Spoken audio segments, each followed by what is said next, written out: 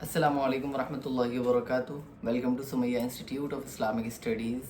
I hope you all are good. Alhamdulillah, I am also good. आज इस profit series की दूसरी class में हम 5 टॉपिक्स पढ़ेंगे।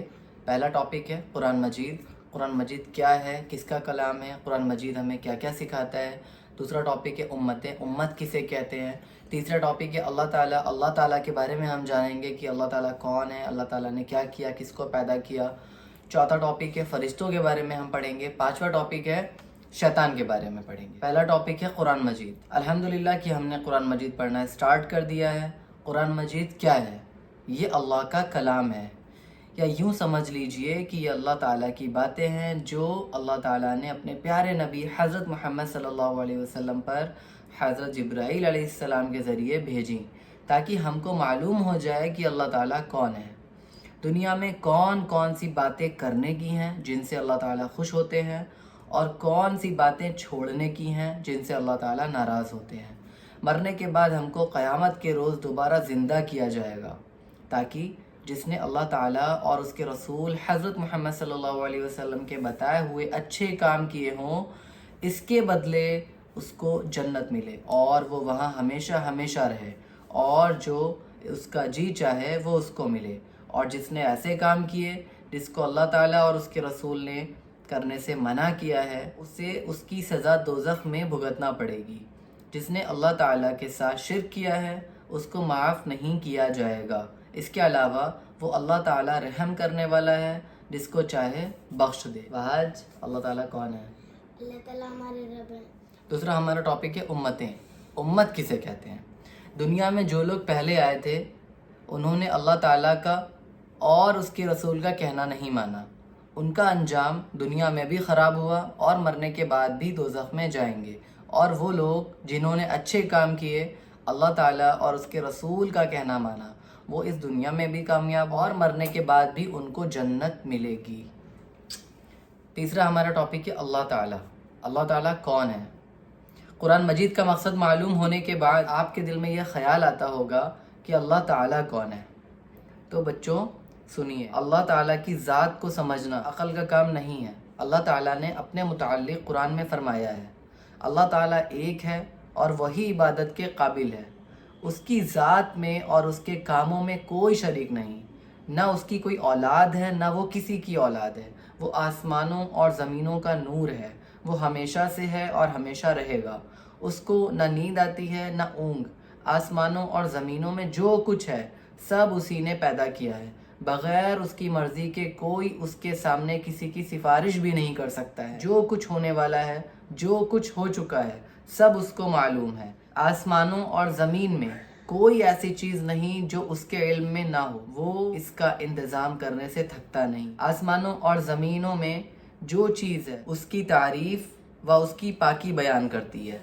वही पैदा करता है, वही मौत देता है, वही मौत के बाद क़यामत के दिन फिर ज़िंदा करेगा।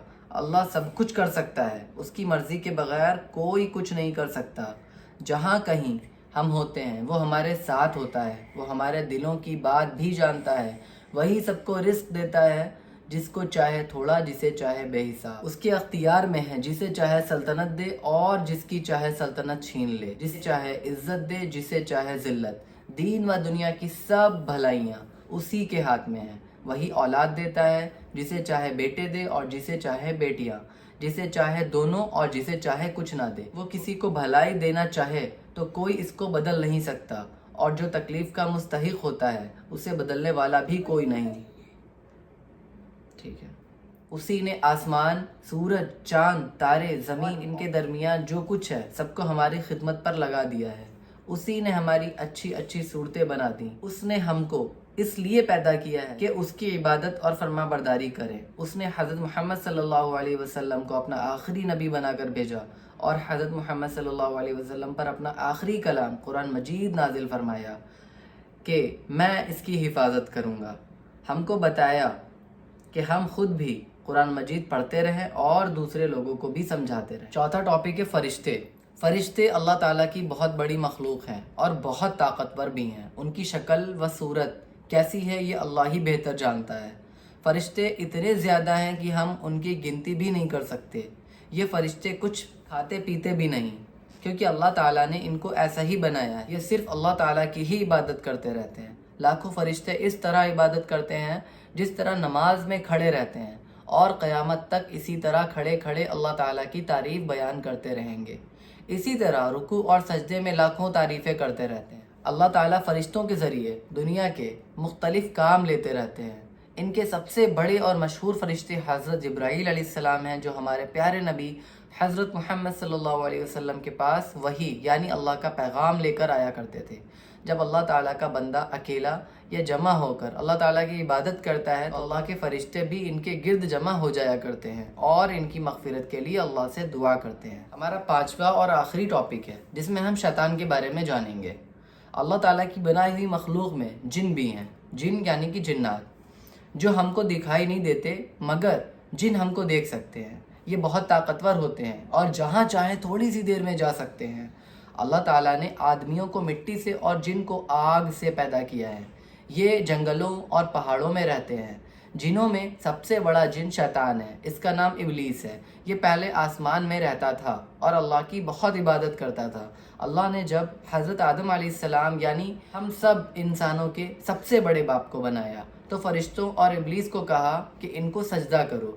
سب فرشتوں نے اللہ کا حکم مانا اور انسان کو سجدہ کیا، لیکن شیطان نے سجدہ نہ کیا. اللہ تعالیٰ نے فرمایا کہ جب میں نے تجھ کو حکم دیا تو کس وجہ سے تو نے سجدہ نہ کیا؟ شیطان نے کہا میں اس سے اچھا ہوں، مجھ کو آپ نے آگ سے بنایا ہے اور اسے مٹی سے بنایا ہے. اللہ نے فرمایا تو جنت سے اتر جا، تو اس قابل نہیں کہ یہاں غرور کرے، تو ذلیل ہے. شیطان نے کہا کہ مجھے قیامت تک کے لیے مہلت دیجیے. اللہ نے فرمایا کہ جا، مہلت دی جاتی ہے. شیطان نے پھر کہا میں بھی ان کو سیدھے راستے سے بہکاؤں گا، ان کے آگے سے اور پیچھے سے، ان کے دائیں سے اور بائیں سے آؤں گا، اور ان میں سے اکثر آپ کا شکر ادا نہ کریں گے. اللہ تعالیٰ نے فرمایا نکل جا یہاں سے ذلیل مردود. جو لوگ ان میں سے تیرا کہنا مانیں گے ان سب کو اور تجھ کو جہنم میں بھر دوں گا. اس وقت سے شیطان ہم سب کا دشمن ہے اور چاہتا ہے کہ ہم اللہ تعالیٰ کی عبادت نہ کریں، دنیا میں رہ کر اچھے کام نہ کریں، نمازیں نہ پڑھیں، ماں باپ کا کہنا نہ مانیں، جھوٹ بولیں، چوری کریں، کمزوروں کو ستائیں اور پریشان کریں، کسی کی مدد نہ کریں، تاکہ اللہ تعالیٰ سے جو بات اس نے کہی ہے وہ اس کو پورا کر دکھائے. اگر ہم شیطان کے کہنے میں آ گئے تو اللہ تعالیٰ نے بھی شیطان سے جو وعدہ کیا ہے اس کو پورا کریں گے. یعنی شیطان کو اور جو لوگ شیطان کا کہنا مانیں گے سب کو جہنم میں بھر دیں گے. اللہ ہم سب کو جہنم سے بچائے، آمین. قرآن مجید میں اللہ تعالیٰ نے کہا ہے کہ اللہ مسلمانوں کا دوست ہے اور مددگار ہے، ان کو اندھیروں سے نکال کر روشنی کی طرف لاتا ہے، اور جو اللہ کا کہنا نہیں مانتے اور شیطان کے دوست ہیں ان کو وہ روشنی سے اندھیروں میں لے جاتا ہے. ایسے لوگ دوزخ میں ہمیشہ رہیں گے. تو بچوں، آپ لوگ اللہ تعالیٰ کے دوست بنیں گے یا شیطان کے دوست بنیں گے؟ کس کے دوست بنیں گے؟ اللہ تعالیٰ کی. ماشاءاللہ، ویری گڈ. فی الحال ویڈیو میں اتنا ہی. امید کرتا ہوں آپ کو اس کلاس سے کافی کچھ سیکھنے کو ملا ہوگا. انشاءاللہ اب ہم اگلی کلاس میں ملیں گے. Thanks for watching. جزاک اللہ خیر.